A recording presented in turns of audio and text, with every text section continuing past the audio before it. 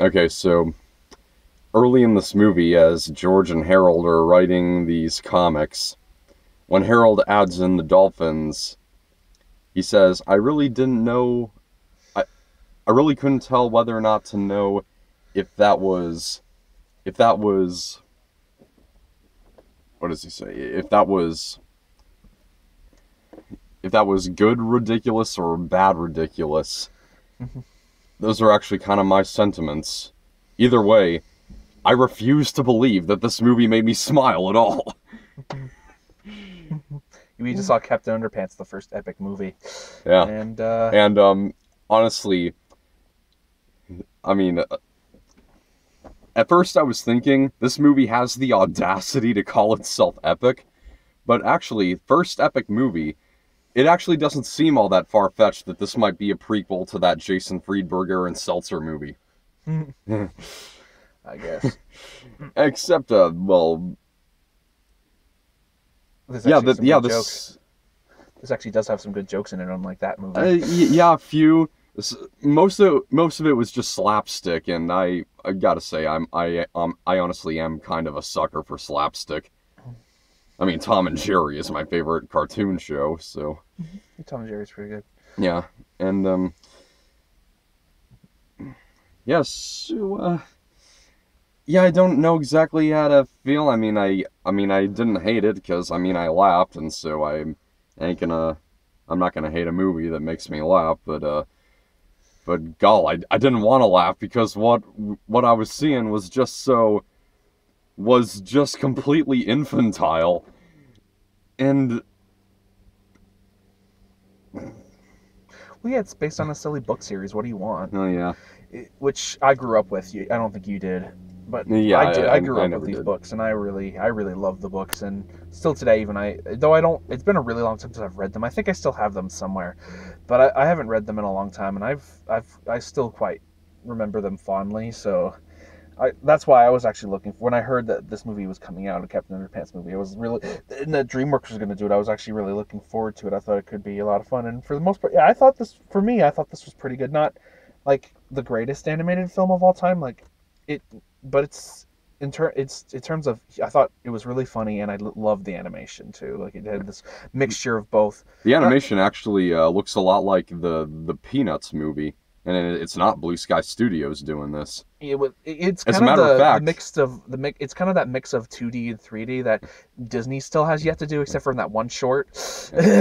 as a matter of fact, there actually is an utterance of "You sly dog." Yeah, but yeah, Actually, I think my favorite part of this movie was probably the part where it becomes like a sock puppet short yeah, that was great. Yeah, for a minute. but then you got to remember this is written by Nicholas Stoller, who wrote Storks, and Storks was I feel the same way I kind of feel about Storks. There was a lot of really good jokes, but then there's also a lot of just really okay or just meh jokes. Yeah. But there was still a lot of really funny jokes where I was like, "Oh, that's pretty funny." Like I think for me personally, my favorite jokes are, of course, the sock puppet scene. And there was also the turtle crying scene when he's like takes his showers with it, and then there was the When the old woman's cat is stuck up in the tree, and well, that was pretty good. Underpants is like, hey, yeah, I'll save you. Throws the woman Yeah, up into the tree with the cat. That was pretty good too, though. Yeah, so there was, so, and then so there yeah, was, there are times where it's got good timing like that. but I'm trying to think if there was another really good. Oh, the part where they're snapping and they're throwing water. That was great too. Yeah. But yeah, Although it definitely does keep most of the spirits of the book a little bit, except okay. since it is written by Nicholas Stoller, and they did change a bit to make it more like a movie. So, but it still keeps the spirit, and there's you can see little memorabilia from the books and stuff in the background and everything. And Dave Pickley, the writer of the books, is executive producer, so I thought that was cool. And there's like a cute little joke with him where it's like, "Excellent, Dave." That's his name. Although, did Dave Pickley intend for George and Harold to these elementary kids to have the voices of grown-ups Kevin Hart and Thomas Middleditch? I don't think so. But I don't think he minds. I mean, probably. I know, of course, there's a great weird song by Weird Al at the end. Yeah. My favorite line from that song, the Captain Underpants theme song by Weird Al, my favorite line from that was, if you suspend some disbelief, he'll save the world in his briefs. Yeah.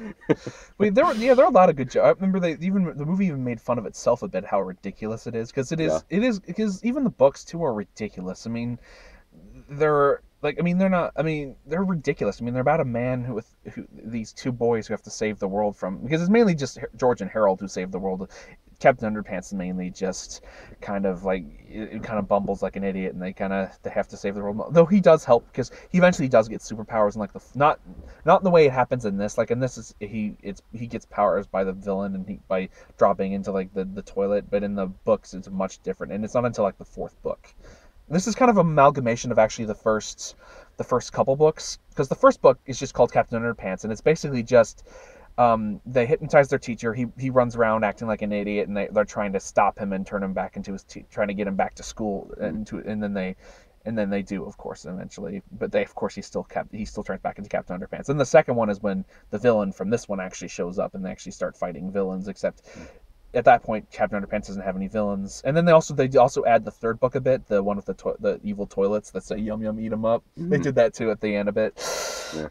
But yeah, and then of course there's the book with the aliens where he actually does get superpowers at that point, which is, like I said, it's ridiculous. It's based on a book series that's kind of silly because it's for kids, so it Yeah. But I really love the books. I think I still like the books a lot better, but I still think this one was still a lot of fun for the most part. And this is like kids. Every time I've seen this twice now, and both times the kids seem to love it. They were enjoying themselves. Yeah, it seemed like it. Yeah. Then again, it's filled with tons of humor that kids like. As a matter of fact, this movie probably has the most, for a movie called Captain Underpants, it has the most expected MPAA rating reason, and I quote, for mild rude humor throughout. Yeah. Though, yeah, I think as a kid, I think I would have loved this movie. I would have been laughing like the whole movie. I would have burst laughing if I was a kid watching this. As an adult, there's parts that are really funny, but then there's just a lot of parts where I'm just like, eh. Same thing with Storks. I would have loved Storks too. It's just, I don't know. I guess I'm just, like I said, I don't hate this movie. I enjoy it. I probably enjoy it a lot more than you do, mainly just because I love the books. I think more. Yeah, probably. I think if I didn't know what the books were, I think I might not have enjoyed. I might have just been like, okay, or whatever. Yeah, and there isn't as much. I guess you probably thought there was going to be a lot of like Uranus, a lot of that, but there actually wasn't that much. Yeah. Actually, though, even in the books there isn't. I mean, it is mainly just them making fun of, like, because they usually have some guy with a silly name they make fun of, or they're doing pranks. They always pull pranks in the books. Yeah.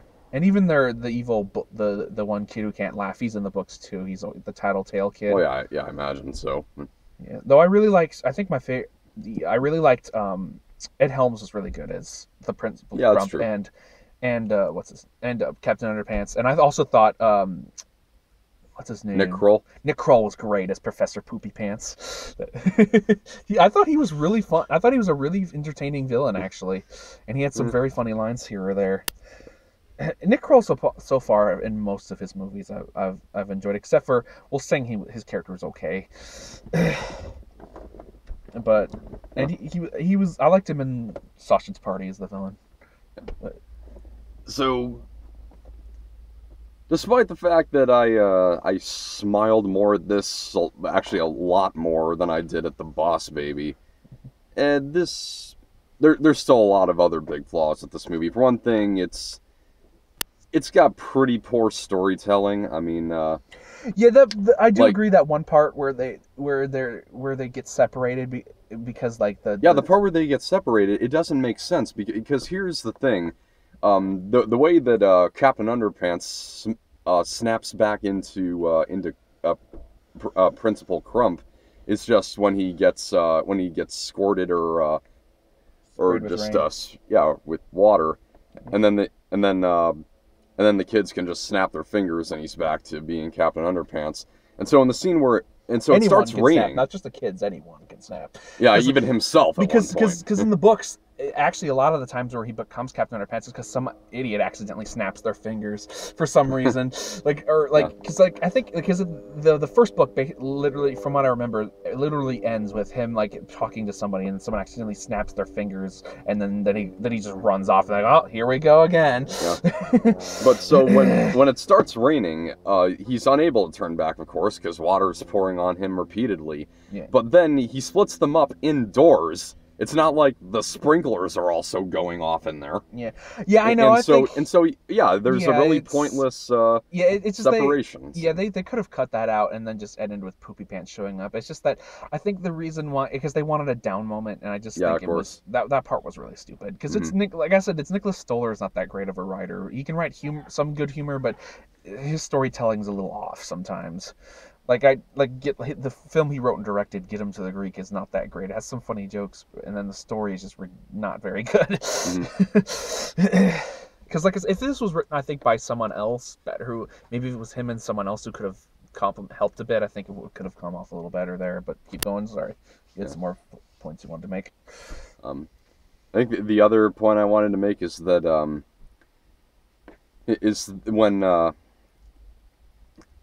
when Principal Crump gets that tattle turtle, he says, "Now I finally caught you." Pulling pranks. Did they just forget that a few scenes earlier he had been just looking down at them in his office saying, "You've been pulling pranks here for 4 years"? But he said he didn't have any proof. He just said he had it in his gut. Right. He had proof. He didn't have any proof, but it's all in his gut. He didn't have any proof, but he knew it was that he did know it was them, but he didn't really have any proof, so he had nothing to do with it. Well, because there's also a lot of they drop a lot of stuff. Like they drop the turtle eventually just disappears, and there's no threat. Like when they're like, "Oh, we're gonna be separated," there's no threat. He doesn't have the turtle anymore. Yeah. There's a lot, because like I said, if it was written, if Nicholas Stoller had a writing partner, I mean, look at what happened with the Lego Batman movie. Seth Grahame-Smith was supposed to write it, and he's an okay writer. He's written some enjoyable books and stuff like Pride and Prejudice and Zombies, the book, not the movie. He had nothing to do with the movie. But he's not that. But his writing is okay, so that's why they got other writers to kind of help, so the story could have been better. And I think the Lego Batman movie is better for it. But they just let Stoller do his thing, and I think that's probably the problem, is that he's just not that great of a storyteller in a way. So they also dropped the villain too. He kind of gets away, and they never explain, because I think they got him in the book from what I remember. But I guess it's just like they're setting him up for more. I have no idea. Yeah.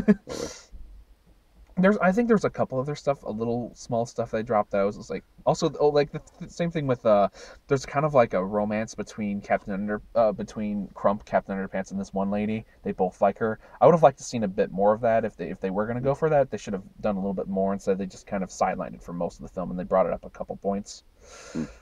What are you going to say? You probably have another point. Actually, not really. But yeah, some of the stuff. But still, I thought for the most part it was very true to the books. It's still not 100% like the books. The books are still kind of their own thing, and since the books are spread out a bit, they're a bit more flushed out. And this is trying to cram a couple books together, so it's a little mashy a bit, just a bit, not too much.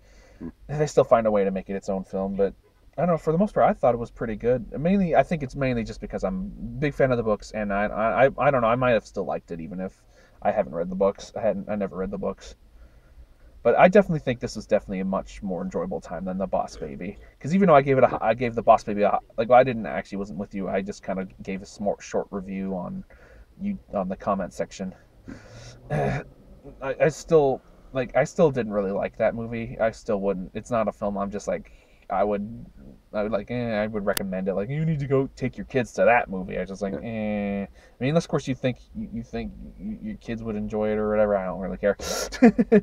But I think this is definitely a better time, and I kind of wish that this is the one because this one's the one not doing so well in the box office, and Boss Baby did pretty well, but that's probably because they released it at a better time. Yeah. If they are building up to sequels to this, I would easily take 10 more of these over a sequel to the Boss Baby. I don't know if they're gonna do that though, but yeah, because the way it ended, the way the Boss Baby ended, I don't think they're planning a sequel. But yeah, sure hope not. They are doing a Trolls 2 though. that is begging for jokes regarding the so bad it's good Troll 2. Yeah. Though, if they do, And I even enjoyed this more than Trolls as well. I don't know. The only thing Boss Baby I think did with its money doing well is I think it gave DreamWorks more money. That's the only thing, because I Yeah, actually that's do the want only to say, thing. because I think DreamWorks is really good with animation. It's just their story needs to be improved a bit lately. Yeah, yeah, very much so. Yeah, like I mean, Th- I know you guys like I know a lot of people like Nicholas Stoller because he's done like because he did Sarah Marshall in the Neighbors films, but maybe if he's gonna write something, have someone else write it with him or something like that. I mean, that technically Storks also was written by someone else, but yeah. but he was also the director, so he's in charge of that one. All right, so But I I would also if like to bring up the other stuff I liked about the other missed opportunity. Like I did, I also don't like the name of the name. The first Epic movie is really stupid because with the way this movie ends, it seems like oh he's not going to become Captain Underpants anymore like that. But then he's just going to come back. If they didn't name it the first Epic movie, it wouldn't have been so mhm. obvious.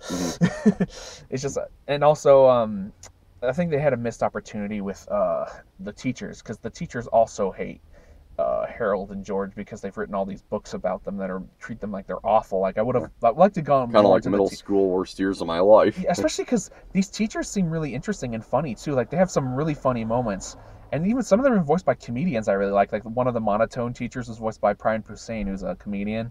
He's a really funny guy. I would have liked to see more with his teacher and some because some of these other teachers seem like they'd be funny characters to explore a bit more. Not too much, but maybe a bit more. It would have been funny or whatever. Because none of them actually become villains. They just don't like George, and they're a bit more important in the book from what I remember.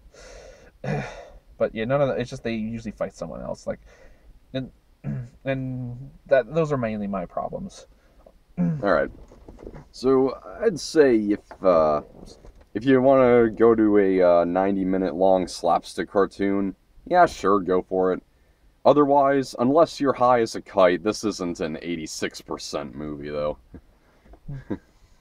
I don't know. I guess I could see why they gave it an A6. It's a lot more. It is kind of fun. I guess enjoyable. I guess some people enjoyed it, and it is. For me, I definitely think it's a lot better than Storks. I do think there are more characters I got attached to in this one, anyways, mainly just because of the books, I guess. Yeah. All Okay, right. what are you gonna give it? I'm gonna give it a C. A C. All right, I'll probably give it a higher. I'll probably give it a B. Okay. I think this is a really really good film, though. I guess if there is a film you really want to see, like unless of course you have kids, you can probably take Yeah. your kid. But if there's a film you go see this week, it's definitely Wonder Woman. Hmm. That was pretty good. Yeah. I'd probably give I probably since I wasn't there for the review, I'd probably give that one an A minus or something Yeah. or B plus or something. If you got kids, though, I would still more recommend holding out until Cars 3. I don't know. Like I said, when I saw I told you earlier when I saw Captain Underpants, it seemed like no kids. A lot of the people watching were not excited for Cars 3. They didn't seem interested. But well, who knows? All right, so we got a Also, I'm kid, a pretty sure. couple of new what? Also, if parents really want their kids to let their like don't want to, if their kids really want to see Captain Underpants, will say wait for Cars 3. It's like, nah, just let your kids go because Uh, they might enjoy it. Because I would like I said, I would have loved this as a kid. I thought Emoji Movie looked good, Yeah, we'll see. which We'll talk actually about that later. that really just looks like an Inside Out wannabe. Yeah. Okay, Emoji so what? Movie. Okay, so what? We're talking about trailers, right? Which was the first trailer we saw? I think. It was the My Little Pony movie. I don't Really know. really short teaser. I haven't even seen any of the even any of the reinvigorated My Little Ponies. I mean, So Friendship is Magic, the new show. yeah. I have seen a little. Well, I've seen the first two seasons because my brother was a brony, and we watched. I watched a little bit to try to mainly. And it's not a bad show. It definitely, I can definitely see why there's a lot of adult people who enjoy it because it definitely is. It's written well, definitely. It has a lot of classic like animators from like classic shows. Like the creator of the show, Lauren Faust, was like she's very well known for working on like Powerpuff Girls and Foster's Home for Imaginary Friends and stuff. Yeah. So and it had some other writers and pop people from other animated stuff, and I can see though this movie's a little too late for me. I probably would have enjoyed it if when my brother was like and also my brother too would have when he was a brony. He's not a brony anymore though. He's kind of lost interest in the show. It would have been perfect for him. He would have gone to go see it. I mean, the only other movie there was like Equestria Girls. That's when they took the ponies and made them like real people or something. I only know all this stuff because my brother was into the fandom. He told me all this crap, and I don't even know why I remember half of it. And now there's this big movie, and I think it would have been much too late for my family. My mom too. She was really into the show too, for some reason. But I really didn't think the show was that bad. It had some enjoyable moments, and I like the voice acting. And it looks like what they're gonna do is they're gonna hire a bunch of celebrities for the voices, which kind of makes me upset. Including Sia, who's gonna do a song? Who 3 different movies concluded a movie with a song that really just doesn't work. First The Shallows, then Lion, and then Wonder Woman. Oh, she did a song for Wonder Woman? Yeah. Yeah. I mean, I like Sia, but I only really liked her in like her 07 days. After like she's just kind of like her pop stuff is not that like she has some good songs, but for the most part I've been kind of eh. Right. But it doesn't really mainly just doesn't interest me because I wasn't that into like it was okay. It had some good moments, and like I said, but it wasn't. But then again, it was a show for girls, so little girls though. But I don't know how this is gonna go. With most people are gonna go flock to see it. Because the brony fandom's not as big as it used to be. Like it used to be huge. Because I used to be into the internet scene. I used to see how huge it was. Like wow, like you couldn't go anywhere on the internet without seeing like some pony video or some joke pony video or something or some video on it. It was like now brony thing is kind of dying down a bit. It's not. I mean, they still exist of course, but it's not as big as it used to be. Mainly because the show lost a lot of its. The good creative heads, that the ones that I really liked, like some of the writers that I actually that was the main reason I saw it, was because it had a lot of people from classic animated shows I loved, and also had Tara Strong as the lead character, and I really like her. She's a voice actor, and some other voice actors too from other stuff. All right, and then after that was then there was also Step. Was it Emoji Movie first, or was it Step? Yeah, it was, but I mentioned Emoji Movie already. Well, we should still talk about Emoji Movie though. I didn't get just my 2 cents on that one. What would you think of the Emoji Movie? Yeah, I'd pretty much just like an Inside Out wannabe. It's inside out inside of a phone. Yeah. It's supposed to like show the secret life of emojis, and it just doesn't look great. And I don't really care for the whole romance between the meh. Well, I don't know what he's going to turn out to be. The meh kid and the one girl. I don't know what actually. I know the one guy was High Five, but I have no idea what she was. But and I'm just kind of thinking they're like the emojis no one uses. Mine would probably be all of them because I do not use emojis. Yeah, I use emojis sometimes. Probably probably half of them I don't even know though, so yeah, also it just doesn't look that funny for the most part. The animation looks interesting, I guess, but it doesn't really look that funny. It looks like a lot of internet jokes, like when we brought up it originally, I said a meme movie kind of looks like we're already getting the meme movie. It's called the Emoji Movie. But it just looks kind of I would still love to see the that meme movie get made. Well, all we have is like a poster for it. It's probably not going to be a real thing, but a meme movie? It's called Saving Bad Luck Brian. Oh, I don't know what that is. Bad Luck Brian. He's it started with some really popular kid whose whose school photo turned out looking really, really bad, and it's really funny. The kid in that photo looks a lot like one of my colleagues, Austin, who did the Fences review with me. Oh, really? Yeah, it looks so much like him. It's scary. Yeah, but it looks okay. I'll give it a shot. I'll still check it out for fun reasons, but I still don't think it's going to be I'll give it a go. Worth. Yeah. Okay, and Step looks kind of all right. I think it looks kind of interesting. I mean, it's basically just like a documentary following these girls for the most part. Documentary? Kind of, because it's a real story, I think. Okay, so it's drama though. Yeah, it's drama, but it's basically a documentary because you're still following these real people around and talking to them. It's still technically a documentary. It's more of a character study too. Besides, like it's not just a typical documentary where it's like, oh, let's show this and we show a couple footage of this stuff and whatever. because I mean, I go to a film school and we learn a lot about documentaries and stuff, and it's pretty interesting the stuff that goes into it. Okay. Next week. Wait, isn't there another trailer we didn't talk about yet? I thought there was another one, like right. No, I said them over and over in my head as the movie was starting. Those were it. Wait, maybe there was one I didn't talk about. What about Ferdinand, Lego Ninjago movie? I know we talked about that one. Oh, did we ever talk about Ferdinand? I mentioned it in the Boss Baby video. Yeah. But yeah, that one doesn't look that great. Yeah, okay. Not really. Next week looks fairly good. It Comes at Night has a 90% on Rotten Tomatoes, and Megan Levy has an 86. And The Mummy has yet to be decided. Yeah, I'm so curious. I actually rewatched a bunch of the Mummy movies. Well, the first, the Mummy, the Brendan Fraser ones. Yeah. I still have to watch the Scorpion King though. Yeah. But though that's technically a spin-off. But I've watched all the Brendan Fraser ones because I got the Ultimate Collection. I watched the first one, Returns, and Curse of the Dragon Emperor. Tomb of the Dragon Emperor. That's right. I haven't seen Tomb of the Dragon Emperor yet. It's okay. Yeah. It's not as good as the others, but it still has some fun moments. Yeah. All right, so yeah. He's from the director of The Boy Next Door, so. Yeah, Rob Cohen. Yeah. Also the director of the first XXX. And the Fast and the Furious. And Stealth, and a bunch of other terrible movies. Yep. All right. So long.